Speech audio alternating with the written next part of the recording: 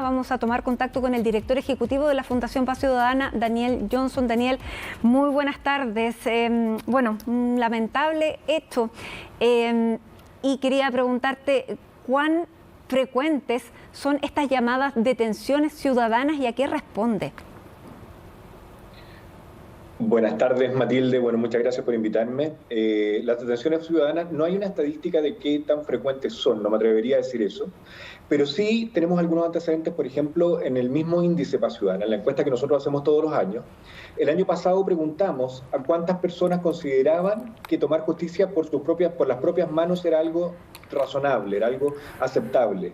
Y más del 30% de las personas que respondieron a la encuesta dijo que les parecía algo aceptable. Por lo tanto, tenemos 1 de cada 3 chilenos que piensa que hacer justicia por las propias manos es un camino razonable y por lo tanto no es de extrañar que encontremos estas situaciones en la ciudadanía, que esto esté pasando. Como muy bien decía el entrevistado de la Defensoría Penal, evidentemente esto no hay facultades para los ciudadanos para que tomen la justicia en sus manos. Solo pueden exclusivamente hacer una detención solo por el periodo de tiempo mientras entregan a la persona a las autoridades correspondientes, pero en ningún caso pueden justiciarlo, no pueden hacer ninguna acción ni de vejación, ni menos golpearlo y, por supuesto, en absoluto llegar a un homicidio como lo que sucedió hoy día, y eso evidentemente está penado por la ley y va a tener consecuencias para las personas que cometieron este hecho que es constitutivo de delito. Ahora, ¿Qué pasa? Sí, ¿cómo se entiende? Porque la gente, me imagino, tampoco... Es fácil culpar a alguien en específico cuando la gente tiene que organizarse para poder darse seguridad en el lugar donde vive porque siente que la policía no responde. Efectivamente, son dos situaciones. Uno es la percepción de temor que tiene la ciudadanía. Y ahí es donde tenemos que trabajar más fuertemente en establecer que la percepción de temor sea razonable en función de la cantidad de delitos que tenemos, que no hay una alarma generalizada con respecto a los delitos que están ocurriendo. Pero en segundo lugar, en realidad el orden debería ser inverso, en primer lugar tenemos que hacernos cargo de los delitos que están ocurriendo. ¿Por qué la ciudadanía tiene más temor y cuántos delitos están ocurriendo? ¿Es razonable el temor? Las estadísticas nos están mostrando que en el periodo de pandemia los delitos han disminuido de manera muy importante. O sea, en el año 2020 y el año 2021 tuvimos menos delitos que los que tuvimos en el año 2019. Pero tuvimos más asesinatos. Exactamente. Esa es la diferencia. O sea, ¿por qué se produce una disminución? Porque hay menos gente en las calles y por lo tanto hay menos víctimas de robo, principalmente en la vía pública, más personas en las casas y por lo tanto los domicilios también no son lugares atractivos para robar porque los delincuentes buscan encontrar casas vacías, no con personas en su interior. Por lo tanto, eso hizo que disminuyeran los delitos.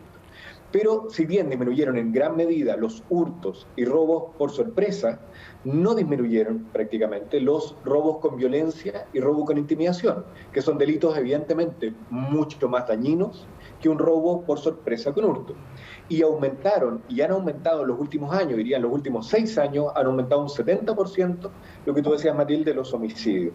Y por lo tanto, si bien los delitos están disminuyendo en cantidad, el daño que están produciendo los delitos no está disminuyendo de la misma manera, incluso podría estar aumentando porque se han mantenido los delitos más violentos y han aumentado incluso los casos de homicidio. Entonces, por eso tenemos una ciudadanía que está más atemorizada y tenemos que hacer acciones rápidas y que se dirigen principalmente a redirigir las acciones policiales y las acciones del Ministerio Público. Tenemos un sistema colapsado, o sea, el Ministerio Público siempre declara que tiene una cantidad de causas que es difícil administrar. Calculamos en promedio que da alrededor de 200 causas por fiscal permanentemente, que evidentemente no las va a poder investigar en profundidad.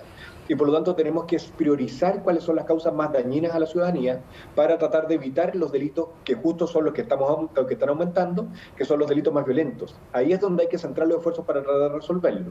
También a las policías, dónde patrullan, dónde se produce qué tipo de delito, y también qué acciones podemos liberar para poder patrullar. Por ejemplo, ¿tiene sentido que las policías estén custodiando a una persona que se va a hacer una alcoholemia porque fue detenido con sospecha de estado de ebriedad en el auto? ¿O podría ser otra persona la que hiciera esa custodia y no tiene que ser un carabinero que podría estar patrullando con un efecto mucho mayor? Y aquí se produce entonces una sensación de temor importante a la ciudadanía. En segundo lugar, una ineficacia del sistema judicial en generar las detenciones y los procesamientos como deberían, y por lo tanto está esa percepción de la ciudadanía de que el sistema no funciona. Y tercero, la legitimidad institucional. Hemos visto criticada y muy decaída, que ha bajado de manera muy importante, la legitimidad de las policías, la legitimidad de los fiscales y la legitimidad de los jueces. En general, de los actores más relevantes del sistema de justicia han mostrado sostenidamente que año a año pierden credibilidad en la capacidad de hacer un buen desempeño. Y por lo tanto, esa legitimidad perdida hace que la ciudadanía piense que el sistema no va a hacer nada y por lo tanto toma la justicia en mis manos. Pero aquí, al igual que lo decía la Defensoría, esto es algo que no es aceptable, que en un Estado de Derecho no es razonable y tenemos que luchar contra esto. Una persona cuando es víctima de un delito no tiene la capacidad de discernir cuál debería ser una sentencia justa para la persona que lo cometió.